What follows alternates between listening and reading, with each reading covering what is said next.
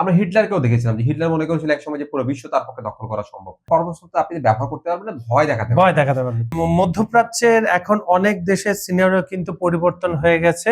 এখনো হরমুজের নিয়ে একটা টেনশন বা হরমুজ নিয়ে এখনো সমঝোতায় আসলে ফুল ফ্লো কিন্তু ওখান থেকে যা যাচ্ছে হয়নি। এই হরমুজ কি ইরানকে সব জায়গায় জয়ী করলো? সুপ্রিয় দর্শক, খবর সংযোগ টক শোতে আপনাদের স্বাগত। কেমন আছেন আপনারা? নিশ্চয়ই ভালো, আমরাও ভালো আছি। আপনাদের সঙ্গে রয়েছে আমি কাজল হায়দার, আর আমার সঙ্গে আজকে স্টুডিওতে রয়েছেন সিনিয়র সাংবাদিক আমি প্রবীর বড়ুয়া চৌধুরী। প্রবীরদা, আমাদের দেশ এবং দেশের বাইরের দর্শক শ্রোতা এবং আমাদের পক্ষ থেকে আজকের অনুষ্ঠানে আপনাকে স্বাগত জানাচ্ছি।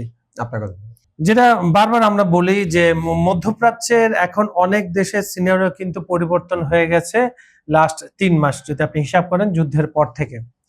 যে ইরানকে একসময় এক ঘরে করে রাখা হয়েছিল, নিষেধাজ্ঞা দেওয়া হয়েছিল, তাদের সাথে আরো কোনো কান্ট্রি তেমন ভালো সম্পর্ক ছিল না, এই যুদ্ধের পরে অটোমেটিকলি ইরান একটা মধ্যপ্রাচ্যের পরাশক্তি হিসেবে সামনে আসলো এবং মধ্যপ্রাচ্যের বাকি যে সো কল ধনী দেশগুলা ইরানের সাথে আপনার ব্যবসা বাণিজ্য থেকে শুরু করে নিরাপত্তার স্বার্থে তারা বুঝে গেছে যে আমেরিকা আসলে এখানে কিছু করতে পারবে না, তাদেরকে ইরানকে নিয়ে বা ইরানকে ম্যানেজ করে সামনে আগিয়ে যেতে হবে।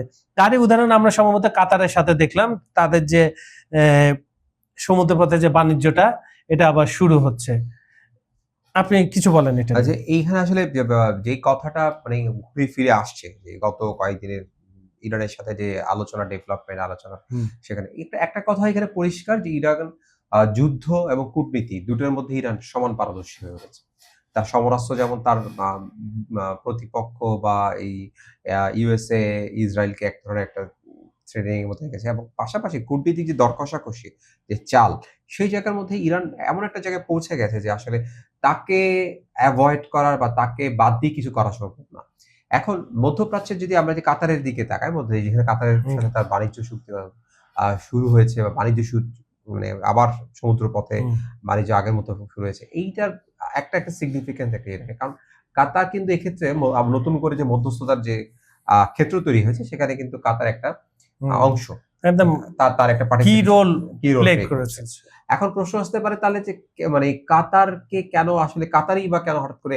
আমরা জানি যে কাতারের সাথে আসলে এক ধরনের ভালো রিলেশনটা পশ্চিমা শক্তিগুলো আছে, সেখান থেকে আসলে কাতারকে এক ধরনের, আমার কাছে মনে হয় আমরা দেখি না যে পাড়া মহল্লায় বা কোনো ঝামেলা হয় আমরা এমন একজনকে খুঁজে বের করে নিয়ে আসি যে আসলে দুদিকে মোটামুটি দুই পক্ষে তাকে মানে মেনে নেয়, তার চল আছে, দুদিকেই তার বিশ্বাস করে। কাতারের ভূমিকাটা আসলে ঠিক এখন সেই জায়গায় এসেছে। পাকিস্তানের শুরুতে ছিল, পাকিস্তানের সাথে ছিল, সুইজারল্যান্ডের সাথে ছিল। পাকিস্তানের কিছু কিছু জায়গায় দেখা যাচ্ছে যে কিছু জায়গায় মানে যে লোড যেটা থাকে, কূটনৈতিক যে লোড, সেক্ষেত্রে পাকিস্তানের কিছুটা মনে হয় সমস্যা। আমরা তো অনেক কিছু এখন বের হয়ে আসেনি, বাট পাকিস্তানের জায়গায় এখন কাতারকে আসলে আমরা একটা পুনরায় কাতারে আমরা দেখেছি কিন্তু ইউক্রেন রাশিয়ারও তারা একটা মধ্যস্থতা করেছিল, মানে এই মধ্যস্থতা কাতারের এই ভূমিকাটা নিরপেক্ষ সবার কাছে। এখন এই সুযোগে এই যেটা হয়েছে যে যুদ্ধের কারণে যে ইয়েটা বন্ধ হয়ে গেছে, তাদের সামাজিক যে যোগাযোগ বা যে তার জাহাজ চলাচল বা যে বন্ধ হয়ে গেছে, সেইটা 5 মাস পর সমুদ্রপথে সে বাণিজ্যটা আবার শুরু করেছে। এইটা দিয়ে আসলে শুরু করাটা আসলে আরেক ধরনের একটা মেসেজ থাকে যে আসলে এই শুরু করাটাকে পরবর্তীতে হয়তো বা দেখতে পাবো যে অন্যান্য যেসব দেশের সাথে আসলে বন্ধ হয়ে আছে বা অন্যান্য দেশের সাথে ইরানের যে বন্ধ হয়ে আছে, আমরা জানি যে এখনো হরমুজের নিয়ে একটা টেনশন বা হরমুজ নিয়ে এখনো সমঝোতায় আসলে ফুল ফ্লো কিন্তু ওখান থেকে যা যাচ্ছে হয়নি, সেখানে এখনো আছে। এই যে এই ছোট ছোট স্টেপ গুলো হয়তো একসময় গিয়ে আপনার যে বড় ধরনের যে হরমুজ সহ আরো যেসব বন্ধ আছে, সেইগুলোকে আসলে এক ধরনের আমরা দেখতে পাবো যে চালু হওয়ার একটা প্রক্রিয়া হয়তো শুরু হয়ে যাবে। আপনার কারণ ইরানের কাছে আপনি ভালো করে জানেন যে বিশ্ব অর্থনীতিকে থমকে দেওয়ার, পঙ্গু করে দেওয়ার অস্ত্র তাদের রয়েছে। হরমুজ প্রণালী এদিকে, আর ওদিকে যে বাবল মন্দে সরাসরি তারা নিয়ন্ত্রণ না করলেও তাদের যে অক্ষ শক্তি রয়েছে ইয়েমেনের যে প্রতিরোধ যোদ্ধারা, তারা কিন্তু সেটা নিয়ন্ত্রণ করছে। তাহলে মনে করেন যে এখানে 20%, ওখানে 15%, মোট 35% কিন্তু বিশ্ব অর্থনীতি, বিশেষ করে জ্বালানি ছাড়া তো কোনো দেশের অর্থনীতি আপনি টিকে রাখতে পারবেন না, সেটা কন্ট্রোল করে ইরান। এবং ইরান বারবার একটা কথা বলে দিচ্ছে, হরমুজ প্রণালী যে আগে ফ্রিতে যাতায়াত করা হতো, এটা কিন্তু এখন আর কোনোভাবে হবে না। 60 দিন আমরা ফ্রি দিব, কোনো যুদ্ধ করে খরচ বাড়িয়ে দিচ্ছে। আমরা 60 দিন আমরা কোনো টোল নিব না, কিন্তু এর মধ্যে 60 দিন আমরা পরিবেশ যেটা হয়, পরিবেশ, কারণ বড় বড় জাহাজ চলে, তেল পড়বে, পরিবেশে ক্ষতি হবে, পরিবেশ টোল আদায় করব, আমাদের বন্দরের একটা ফিজ আছে, সেগুলো দিতে হবে। প্লাস তারা বলেছে যে ইরানের পাশের যে দেশগুলো ছিল তাদেরকে কনসিডার করা হবে, এবং এখান থেকে তো কোনো ইসরায়েলি জাহাজ যেতে পারবে না তারা আগেই মনে করে। এই হরমুজ কি ইরানকে সব জায়গায় জয়ী করলো, আপনার কি মনে হয়? হ্যাঁ, হরমুজটা আসলে ট্রাম্প কার্ড। আমরা পরমাণু অস্ত্র হচ্ছে যে তাদের যে পরমাণু শক্তির কথা, তার চেয়ে তো বেশি দেখে এটা কার্যকর। পরমাণু আপনি ব্যবহার করতে পারবেন না, ভয় দেখাতে ভয় দেখাতে পারবেন, কিন্তু পরমাণু এখন ব্যবহার করার মতো আর পরিস্থিতি ইরানের কাছে আছে কিনা এটাও তো সেটাও sure না। ইরানের সক্ষমতা কি হয় সেটা কিন্তু যেটা হয়ে গেছে যে আসলে ভৌগোলিক যে একটি মানে ইম্প্যাক্ট রাখার কথা। ইম্প্যাক্ট রাখা, সেগুলো যে তরমুজটা আসলে যুদ্ধের সক্রিয়ারক, যুদ্ধের সবকিছু চেঞ্জ করে দেওয়া, যুদ্ধকে আসলে এক ধরনের নতুন ডাইমেনশন দেওয়া এবং যুদ্ধের গতিপথটাকে চেঞ্জ করে দেওয়া। যুদ্ধের যাচ্ছিল যুদ্ধ একদিকে, সেই যুদ্ধটাকে আসলে হরমুজ এক ধরনের বলা যায় যে আমি নতুন একটি ডাইমেনশন দিয়ে স্টপ করে দেব। মানে আপনি যদি বেশি বাড়াবাড়ি করেন তাহলে আমি হরমুজ বন্ধ করে দেব। এই আর হরমুজ খোলার মতো তো যত রণতলে পাঠিয়েছিল দুইটা তো চলে গেছে, বাকিগুলো আছে, তারা কিন্তু সাহস পায় না। কারণ একটা বিষয় হচ্ছে ভৌগোলিক অবস্থা, মাত্র 22 মাইল, হ্যাঁ, আপনার ইরানের যে কোনো ক্ষেপণাস্ত্র রেঞ্জের মধ্যে পড়বে। বিষয় হচ্ছে আমরা জানি যখন অলরেডি মাইনের অনেক টুকু অংশ মাইন ভাসিয়ে দেওয়া হয়েছে। সুতরাং এই থ্রেটটা কিন্তু আপনি যত কিছুই করেন, যদি আপনি হরমুজের উপর দিয়ে একটু ওভারব্রিজও করেন, তাও এটা আসলে তর্কের খাতিরে যদি বলি আমরা, হ্যাঁ, এইটা আসলে সম্ভব না। সেই জায়গাটার মধ্যে হরমুজ আসলে বিশাল একটি বিপদ ডেকে এনেছে এই মার্কিন বা ইসরায়েল এদের জন্য। আমি পশ্চিমাদের কথা ধরেন বা পাশ্চাত্যের কথা ধরেন, এদেরকে তো শার্প ভাবা হতো, কিন্তু তাদের যে মাথা এত মোটা। দেখেন এই যে যুদ্ধটা শুরু হওয়ার আগে খামেনি 1 মাস আগে বারবার বলে আসছিল তাদের যে পররাষ্ট্রমন্ত্রী, এখন তো স্টার উনি, আব্বাস আরাকাচি, একাই সবকিছু হ্যান্ডেল করেন, তিনিও বারবার বলছিলেন যে ইরানকে যদি অ্যাটাক করা হয় পুরো মধ্যপ্রাচ্য উত্তপ্ত হবে। তিনি প্রক্সি বাহিনীর কথা বলে দিয়েছিলেন অল্টিমেটলি। এক, দ্বিতীয়, প্রতিটা মানে বিশ্বের জ্বালানি সংকট পৃথিবীর প্রতিটা দরজায় যে পৌঁছাবে, এটা আরাকাচি বলছিল। এটাও এত কিছু বরং এত মিস ক্যালকুলেট কিভাবে আমেরিকা করে বা ইউরোপ উপর থেকে বলছে তারা মার্কিন যুক্তরাষ্ট্র সহযোগিতা করে, কিন্তু ভিতরে কিন্তু তাদের বেস অনেকগুলো তারা সাহায্য করেছে। এই জন্য কিন্তু খামেনির এই অনুষ্ঠানে কিন্তু ইউরোপ কান্ট্রিদের অনেক কান্ট্রিকে তারা দাওয়াত দেয়নি। হ্যাঁ, এখানে বিষয়টা হচ্ছে মানে আপনি যে বলছেন যে এই মিস মেজারমেন্টটা তারা কিভাবে করলো, আসলে যে ঝামেলা হয়েছে আগে কোন ধরনের আপনি যদি আগে 10টা যুদ্ধ করেন, 10টার মধ্যে 10টায় ধরুন আপনি জিতে গেছেন। তো আপনাকে এই জয়টা আসলে এক ধরনের মিসগাইড করেছে বাকি 10টা যুদ্ধ। এবং আপনার সবচেয়ে বড় যে ঝামেলা হয়ে গেছে, মধ্যপ্রাচ্য দেশগুলোকে এক ধরনের নেগলেক্ট করা হয়েছিল। এক ধরনের মানে কি করতে পারবে না, ভেনেজুয়েলাকে আমি করে নিছি, এটা কোনো ব্যাপার। ইরাককে আমি জয় করেছি, এদিকে যতদিন খুশি আমি ইরাকের মধ্যে আমার এখনো রয়ে গেছে। ইরাকের পাশাপাশি এই যে বিষয়গুলো, সেই বিষয়গুলোর সাথে আমি বারবার বলছি আপনার ইরানের যে নিজস্ব যে বিল্ট ইন একটা ব্যবস্থা নিজেরাই যে তৈরি করেছে, সেটা আসলে পশ্চিমা বিশ্ব এক ধরনের টেরই পায়নি, বা পশ্চিমা বিশ্ব সেটা সেই ধরনটা ধরতে পারেনি যে ইরানের আসলে ধরনটা কি। এখানে গোয়েন্দা ব্যর্থতা অবশ্যই আছে, এখানে কূটনৈতিক ব্যর্থতা অবশ্যই আছে, এই এত বড় বড় কাজ। এবং সবচাইতে যেটা বেশি আছে সেটা হচ্ছে একটা ঔদ্ধত্যপূর্ণ চিন্তা। ঔদ্ধত্যপূর্ণ চিন্তা এই কারণে বলবো যে আমি চাইলেই একটি দেশকে দখল করে নিতে পারি, আমি চাইলেই একটি সাম্রাজ্যকে ধ্বংস করে দিতে পারি। এই ধরনের চিন্তাগুলো আসলে এই যুদ্ধগুলোর পিছনে মূল ভূমিকা রাখে। যার ফলে হয়েছে কি আমরা প্রত্যেকটা মহাযুদ্ধ দেখি, প্রথম বিশ্বযুদ্ধ, দ্বিতীয় বিশ্বযুদ্ধ, প্রত্যেকটা যুদ্ধের পিছনে আমরা হিটলারকেও দেখেছিলাম যে হিটলার মনে করেছিল একসময় যে পুরো বিশ্ব তার পক্ষে দখল করা সম্ভব। এই ধরনের দখল করে প্রায় ধরনের জয়, কিন্তু এই যে পিছিয়ে যাওয়া, এই যে যুদ্ধের কৌশল এবং কূটনৈতিক যে বিষয়গুলো, এই বিষয়গুলো আসলে একই সমান্তরাল ভাবে এগিয়ে যায়। এবং সবচেয়ে মজার বিষয় হচ্ছে যে ইরান যে কোনো ভাবে হোক, ইউএসএ বিশেষ করে ইউএসএ শক্ত প্রতিপক্ষ এবং সরাসরি প্রতিপক্ষ, যদি আমরা দৃশ্যদের স্বীকার করে নিই বা না নিই, সেই দুইটি প্রতিপক্ষ চীন এবং রাশিয়াকে তার বলয়ের সাথে তার সাথে অ্যাডজাস্ট করতে পেরেছে। এইটা কিন্তু বিশাল একটা বিষয়।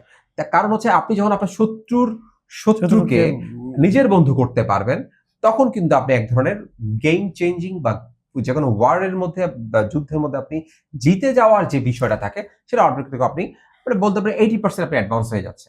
এই জায়গাটার মধ্যে আমেরিকা দ্বিতীয় ভুল ছিল। প্রথম ভুল ছিল হচ্ছে ইরানকে মেজার করতে পারেনি।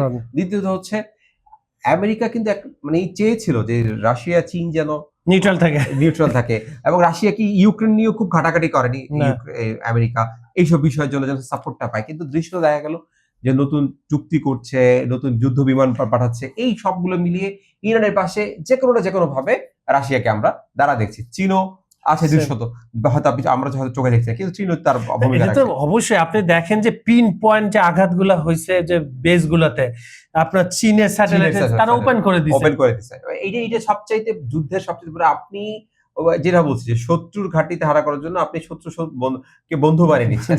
তখন কিন্তু আর মানে বন্ধুত্বের অন্য ডাইমেনশন আছে। এই দুটা ক্ষেত্রে এই ইউএসএ এর সবচাইতে বড় ব্যর্থতা আমি মনে করছি।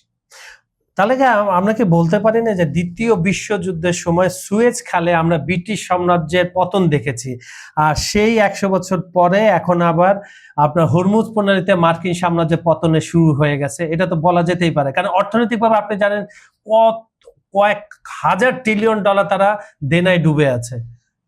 এখন বিষয়টা হচ্ছে এই জিনিসটা আপনি যেটা শুরুতে আপনি বলছিলেন যে হরমুজকে আসলে একটা ইন্ডিকেশন আপনি বলতেই পারবেন। মানে এইটার মাধ্যমে আমরা যুদ্ধের একটি নিয়তি বা যুদ্ধের একটি পরিণতিকে আমরা ধরতে পেরেছি। এবং হরমুজকে দিয়ে দর কষাকষি হচ্ছে, এবং হরমুজ হচ্ছে সবকিছু বিষয়। মানে আপনি যে এই স্বল্প একটি জায়গা 22 কিলোমিটার 22 কিলোমিটার এই জায়গাটার মধ্যেই যুদ্ধের এখন নিয়ন্ত্রক হয়ে গেছে। সুতরাং আপনি বলে দিতে পারেন যে হয়তোবা অদূর ভবিষ্যতে তা বলা যায় না। অনেক কিছুই চেঞ্জ থাকে। আমরা ইরান যুদ্ধ শুরু হওয়ার আগে ভেবেছিলাম যে ১ম দিনে যখন তাদের শীর্ষ নেতা ১ম দফায় মেরেই ফেললো, তা যুদ্ধ এখানেই শেষ। কিন্তু যুদ্ধ যে শেষ হয়নি তা তো আমরা এখন দেখতেই পাচ্ছি। হ্যাঁ, এইজন্য তারপরেও যে জিনিসটা হচ্ছে হরমুজ ভোগাবে। হরমুজ আসলে এক ধরনের এই আপনার ইউএসএ বা তার মিত্র দেশগুলোকে, মধ্যপ্রাচ্যের অন্যান্য দেশগুলোকে এবং ইরানের দর কষাকষি ট্রাম্প কার্ড বলা যায় হরমুজকে। আচ্ছা, আমরা একটু প্রায় 4.5 বছর প্রায় হয়ে গেল হতে যাওয়া ইউক্রেন রাশিয়া যুদ্ধ সম্বন্ধে কথা বলে। আমরা জানি যে আপনার কয়েকদিন পরেই আপনার আগামী কাল বা পরশুই আপনার ন্যাটোর একটা সম্মেলন হবে তুরস্কে। এর আগে কিন্তু, এবং সেখানে গতকাল আমরা দেখেছি ট্রাম্প দুজনের সাথে কথা বলেছেন, পুতিন এবং জেলেনস্কির সাথে। সম্ভবত জেলেনস্কির সাথে সেখানে কথাবার্তা হবে আপনার ন্যাটো সম্মেলনে। তার আগে কিন্তু রাশিয়া তাদের হামলাটা আবার বাড়িয়ে দিয়েছে। আমরা জানি যে ইউক্রেন প্রচন্ডভাবে ড্রোন হামলা চালাচ্ছে রাশিয়ার বিভিন্ন তেল স্থাপনায়, তারপরে বিদ্যুৎ কেন্দ্র এবং অনেক সময় আপনার সিভিলিয়ানদের উপরও কিন্তু রাশিয়ার অ্যাটাক তো ম্যাসিভ হয়। তো এটা কি বৈঠকে বসার আগে বা বৈঠক কথা হচ্ছে পুতিন একটা মেসেজ দিয়ে রাখলো যে আমাদের কোনো ছাড় দিব না? না, আসলে হ্যাঁ, সেটা হচ্ছে আমি যেটা বলতে চাচ্ছিলাম, এইটা আসলে বৈঠক শুরু হওয়ার আগে একটা হামলা চালিয়ে যে জানান দেওয়া যে তোমরা মানে এমন, কারণ বিষয়টা হচ্ছে যদি না হয় তাহলে সেক্ষেত্রে হবে কি যে ওরা একচেটিয়া একটা বৈঠক করে ফেলতে পারে। সুতরাং এই ধরনের থ্রেট দিয়ে রাখলে যুদ্ধের মধ্যে যেটা হয়, সেই যুদ্ধের মধ্যে থ্রেট দিয়ে রাখলে সেই থ্রেটের একটা বডি ল্যাঙ্গুয়েজ থাকবে, চিন্তা করবে তারা আসলে কি করবে না করবে। সেদিক থেকে অবশ্যই পুতিনের একটা থ্রেট। এবং পুতিনকে আসলে আমি যে জিনিসটা সবসময় দেখি, পুতিন আসলে অনেকভাবে যুদ্ধে আছে, অনেকভাবে কূটনৈতিক, যেখানে হয়তো রাশিয়ার অবস্থান নেই, অংশগ্রহণ নেই, সেখানেও পুতিন আছে। আপনি আমেরিকাকে বা মিত্র দেশগুলোকে পুতিন এমনভাবে ব্যস্ত রেখেছে যে ধরেন আপনি ইউক্রেনের সাথে যত যুদ্ধ চলছে সেদিকে বাকিরা কিন্তু মনোনিবেশ করতে পারছে না। বাকিদেরকে মনোনিবেশ করার সুযোগ দিচ্ছে না। ইউএসএ অন্য জায়গায় ইরানের সাথে ঝামেলায় জড়িয়ে যাচ্ছে। সেখানে আবার পুতিন ইরানকে প্যাট্রোনাইজ করছে, ইরানকে ব্যাকআপ দিচ্ছে। এই বিষয়গুলোর জায়গায় আমার কাছে পুতিনকে মনে হয় দীর্ঘমেয়াদে ক্ষমতায় থাকার কারণে, দীর্ঘমেয়াদে এই বিষয়গুলোর সাথে ডিল করার কারণে পুতিন এখন বুঝে গেছে যে শত্রুপক্ষকে বিভিন্ন ক্ষেত্রে ব্যস্ত রাখতে হয়। এই ব্যস্ততাই আসলে পুতিন এখন রাখছে। পুতিনের এই বিষয়গুলো আসলে আমরা হয়তো দীর্ঘমেয়াদে সোভিয়েত ব্লক ভেঙে যাওয়ার, যেটা ভেঙে যাওয়ার পর এই বিষয়গুলো আমরা দেখিনি বা এই বিষয়ে সুযোগ ছিল না আমেরিকার একচেটিয়া প্রভাবের কারণে। কিন্তু পুতিনের এই সাম্প্রতিক সময় গত 5 বছরের যদি আপনি একদম ডেট ওয়াইজ বা সবকিছু তার কর্মকাণ্ডগুলোকে বিশ্লেষণ করেন তাহলে দেখবেন যে বিশ্বের যে কোনো কিছুর সাথে অ্যান্টি আমেরিকা ব্লকের সাথে পুতিনের কোথাও না কোথাও, বিশেষ করে রাশিয়ার কোথাও না কোথাও একটা সম্পর্ক রয়ে গেছে। সেই ক্ষেত্রে রাশিয়ার এই অবস্থানটা, মানে এই ন্যাটো সম্মেলন আগে এই যে থ্রেটেনিংটা, যে হামলাটা এক ধরনের মেসেজ দিয়ে রাখছে যে মানে হয়তো রাশিয়া তো ওখানে থাকছে না, কিন্তু রাশিয়ার মেসেজটা থাকবে, ভয়টা থাকবে, তোমরা কি করতে চাচ্ছ, আমি কিন্তু এখানে অ্যাক্টিভ রোল প্লে করছি। ঠিক বলেছেন আপনি। আমরা একটু ভারতের দিকে দেখাই। পার্শ্ববর্তী আমরা জানেন যে এই যুদ্ধে সবচেয়ে বেশি জ্বালানি ক্ষেত্রে ক্ষতিগ্রস্ত হয়েছে বড় দেশের মধ্যে ভারত, এবং তাদের এমনও গেছে যে এক সপ্তাহের মধ্যে 4 বার তাদের জ্বালানির দাম বাড়াতে হয়েছে। এখন তারা সংকট কাটাতে নিজেদের মাটিতে তেল গ্যাস করছে, কারণ ইরান থেকে আনতো, তারা সৌদি থেকে, কাতার থেকে। হরমুজ প্রণালী এখনো ফুললি ফাংশন না, এবং আপনারা জানেন যে বন্ধ হওয়া সত্ত্বেও ইরানের দুইবার আপনার তাদের জাহাজ কিন্তু ফেরত পাঠানো হয়েছিল এই যুদ্ধের মধ্যে। সবকিছু মানে ভারতের এই ডিসিশনটা আপনার কাছে কি রকম মনে হচ্ছে? আমরা যেটা দেখেছি যে ভারত আসলে এত বড় রাষ্ট্র, ভারতের এখানে সক্ষমতাটা প্রয়োজন এবং জরুরি। এই কারণে জরুরি যে ভারত আসলে এটার সাথে কিন্তু কোনো না কোনো ভাবে, আমি জানি না তার থেকে ভালো যে অর্থনীতিতে ভালো বলতে পারবেন বা যারা জ্বালানি বিশেষজ্ঞ, ভারত যদি কোনো কারণে অস্থির, জ্বালানির ক্ষেত্রে অস্থির হয়ে ওঠে, সেটার প্রভাব কিন্তু আমাদের এই সাবকন্টিনেন্টাল দেশ, অন্য দেশগুলোতে পড়বে। বাংলাদেশেও কিন্তু, হ্যাঁ, এই ধরনের বাংলাদেশে এই সমস্যাটা পড়তে পারে, কারণ যেহেতু আমরা পার্শ্ববর্তী দেশ। কিন্তু বিষয়টা হচ্ছে এই জায়গায় যে ভারতের সবচাইতে মানে এত ওরা শুরু করেছে এটা, অনেকে বলছে যে এই ইরান যুদ্ধ তাকে আসলে চোখ খুলেছে। আসলে ঠিক ইরান যুদ্ধ না, ইরান যুদ্ধের আগেই ভারত একটা স্টেপ নিয়েছিল, সে তার দেশে বিশাল আকারে সে খনিজ এবং তেলের জন্য একটা অনুসন্ধান চালাবে। তারই পার্ট যেটা ভারতীয় পত্র পত্রিকার একটা যে বলছে। এখন বিষয়টা হচ্ছে ভারতের, যে আমরা দেখেছিলাম যে রাশিয়ার সাথে তেল কেনা নিয়ে তখন বিভিন্ন ধরনের গ্যাস কেনা নিয়ে বিভিন্ন ধরনের আপনার নিষেধাজ্ঞা আসছিল, মার্কিন যুক্তরাষ্ট্রের নিষেধাজ্ঞা ছিল, সেগুলো ভারত এখন হিসাব করছে, কারণ ভারত এত বড় রাষ্ট্র যে বলছে, তাকে আসলে সেগুলো হিসাব করতে হয়। এবং আর 2 নম্বর বিষয় হচ্ছে ভারতের এই বিষয়টা একটা জায়গায় গিয়ে এমনভাবে ঠেকেছে যে ভারত যদি চিন্তা করছে অদূর ভবিষ্যতে যদি বিভিন্ন ক্ষেত্রে যুদ্ধ বিশেষ করে আহ বড় হয় বা বেড়ে যায়, যে সেক্ষেত্রে তার দেশকে মানে এই জায়গাটা একটা স্টেজে নিয়ে যাওয়ার জন্য, যে যেখানে নিয়ে গেলে আসলে একটা ভারসাম্য থাকবে, তার কোনো ধরনের সমস্যা হবে না, সেই জায়গাটা ভারত আসলে শুরু করেছে। চাইলেই তো আজকে তেল পাওয়া যাবে না, তেলেতে গ্যাস পাওয়া যাবে না, এটা বিশাল একটা সময়ের বিষয়। এটা মানে একটা সময় প্রেক্ষাপট, কম করে 10 থেকে বছরের একটা আপনার থাকে। সেই ক্ষেত্রে এই জায়গাটার মধ্যে ভারত আসলে নিজেকে এখন এই জন্য কাজটা শুরু করে দিয়েছে, যে ভারত একটা স্টেজে নিজেকে নিয়ে যেতে চাচ্ছে। আচ্ছা, আমরা একটু দর্শক সেকশন থেকে ঘুরে আসি, কমেন্ট সেকশন, তারপরে আমরা মেলানির অ্যাপেস্টন ফাইল নিয়ে একটা বক্তৃতা নিয়ে আপনি সংক্ষেপে জানাবেন। আজকের অনুষ্ঠানের প্রথম দর্শক হচ্ছে এসপি জুয়েল। উনি লিখছে, ইরানের এই বিজয়ের মধ্যে দিয়ে বিশ্ব পরাশক্তি হিসেবে আত্মপ্রকাশ, ইরানের এই বিজয় ধারাবাহিকতার আলোকে চলমান থাকবে ইনশাআল্লাহ। ধন্যবাদ আপনাকে, আপনার ধারণাটা অনেকাংশে ঠিক। এমডি মইনুদ্দিন আমাদেরকে ভালোবাসা রিয়াক্ট জানিয়েছেন, আপনাকেও ভালোবাসা অবিরাম। রফিক শেখ লিখছে, আলহামদুলিল্লাহ, ইরানের জন্য আপনাকে ধন্যবাদ রফিক সাহেব। আনার হোসেন লিখছে, আপনাদের আলোচনা খুবই পছন্দ হয়, পছন্দ করবেন, বেশি বেশি শেয়ার করে দিবেন আমাদের অনুষ্ঠান। আর সাফরনা আইডি থেকে লিখছে, আসসালামু আলাইকুম, খুব ভালো লাগলো, ধন্যবাদ। আপনাকেও অনেক ধন্যবাদ। আমরা একটু আজকের অনুষ্ঠানের শেষ একটা ইন্টারেস্টিং টপিক, আপনারা জানেন যে মাঝখানে অ্যাপেস্টন ফাইল নিয়ে প্রচুর আপনার সমালোচনা থেকে শুরু করে অনেক ধরনের অপরাধমূলক কর্মকাণ্ডের সামনে এসেছিল, এবং পৃথিবী সব বাঘা রাজনীতিবিদের মুখোশটা উন্মোচন হয়ে গেছিল। সর্বোচ্চ ধনী থেকে শুরু করে, সঙ্গীত শিল্পী থেকে শুরু করে, খেলোয়াড় থেকে শুরু করে, রাষ্ট্রপ্রধান থেকে শুরু করে, সেখানে মেলানির নামও জড়ানো গেছিল। মেলানি কিছু ছবিও আসছিল সামনে। সে মেলানি কিন্তু 9 এপ্রিল আপনার হোয়াইট হাউসের প্রধান গেটে দাঁড়িয়ে একটা বক্তৃতা দিয়েছিলেন। সেটা নিয়ে ছোট্ট করে বলেন, তারপর আমরা আসলে তার এই বক্তৃতার সাথে তখনকার বা নিয়ে যে মার্কিন প্রেসিডেন্ট ট্রাম্প বা মার্কিন প্রশাসনের যে একটা অবস্থান, ঠিক তার একটু বিপরীতে চলে যায় বা সেটাকে আসলে এক ধরনের প্রশ্নবিদ্ধ করে। সেটার ব্যাখ্যা এখন আসছে, সেটা ব্যাখ্যাটা জেনে গেছে। আসলে প্রথমত উনি বলেছেন যে আমরা যে অভিযোগটা এসেছে যে প্রেসিডেন্টের সাথে তার একটা বন্ধুত্বপূর্ণ সম্পর্ক বা এই যে বিভিন্ন ধরনের কথা, তিনি সেটা যথারীতি অস্বীকার করেছেন যে তার সাথে আসলে কোনো বন্ধুত্বপূর্ণ সম্পর্ক এখানে এক্ষেত্রে নেই। আর 2 নম্বর বিষয় যেটা এসছে যে প্রেসিডেন্টের উনি কেন দাঁড়িয়েছেন, তার পক্ষ থেকে যেটা বলা হচ্ছে, তার ভয়েস যেটা হচ্ছে, উনি আসলে বলতে চেয়েছেন যে কংগ্রেসের সামনে যারা ভুক্তভোগী ভিকটিম, তারা এসে যেন তাদের কথা বলার সুযোগটা পায়, এবং তিনি তাদের কণ্ঠস্বর হিসাবে, তাদের একজন প্রতিনিধি হিসাবে নিজেকে, যারা ভিকটিম হয়েছেন প্রেসিডেন্টের এই যে কর্মকাণ্ড বা ভিকটিম, সেখানে তিনি নিজেকে একটা তাদের পক্ষে একজন শক্তি বা মুখপাত্র হিসেবে বলতে চান, কণ্ঠস্বর হিসেবে বলতে চান। সুন্দর কথা বলেছেন যে প্রত্যেক নারীকে প্রকাশ্যে নিজের গল্প বলার সুযোগ দিতে হবে, নিজের দুঃখের কথা, নিজের সমস্যার কথা বলতে হবে। এবং উনি এই জায়গাটার মাধ্যমে আসলে এত একটা চাপা ছিল যে হঠাৎ করে ট্রাম্প প্রশাসনের বিপক্ষে গিয়ে এক ধরনের করা কেন বলছিলেন, এই আজকে এতদিন পরে আসলে বিষয়টা ক্লিয়ার হলো। এরপর অবশ্য বিতর্ক থাকবে, এরপর বিভিন্ন প্রশ্ন থাকবে যে আসলে কেন, হয়তো পরবর্তী যে কোনো একটা সময় গিয়ে, এখন যখন অনেক কিছু ফাঁস হওয়া শুরু করলো, হয়তো পরবর্তী সময় গিয়ে এইটাও আমরা তথ্যটা পাবো যে আসলে বিষয়টা আসলে পিছনে কি ছিল। ধন্যবাদ আপনাকে প্রবৃদ্ধ সুন্দর বিশ্লেষণ করার জন্য, আজকে আমাদেরকে সময় দেওয়ার জন্য। সুপ্রিয় দর্শক, আমাদের ভিডিওগুলো সম্পূর্ণ দেখে লাইক, কমেন্ট আর শেয়ার করবেন। তারপর যে কাজটা করবেন সেটা হচ্ছে পৃথিবীর কোন প্রান্ত থেকে আপনারা আমাদের অনুষ্ঠানগুলো উপভোগ করছেন, সেটা দেশের নাম, জায়গার নাম, আপনার নাম আমাদের কমেন্টে লিখে পাঠান। আরেকটি কথা, বিজ্ঞাপন ও প্রমোশনের জন্য ডেসক্রিপশনে কিছু নাম্বার দেওয়া আছে, সেই অনুযায়ী আপনারা সেখানে যোগাযোগ করতে পারেন, আমরা হেল্প করব আপনাদের। জিও পলিটিক্যাল মানে আন্তর্জাতিক যে কোনো বিষয় আপনারা যদি জানতে চান, হোক সেটা ইতিহাস, হোক সেটা বিজ্ঞান বা ইন্টারন্যাশনাল ভিত্তিক যে কোনো বিষয়ে আপনারা যদি জানতে চান, সাবজেক্টটা জাস্ট আমাদের মেইল করে দিতে পারেন বা আমাদের কমেন্টে লিখতে পারেন, আমরা সে বিষয়ে আলাপ আলোচনা করব।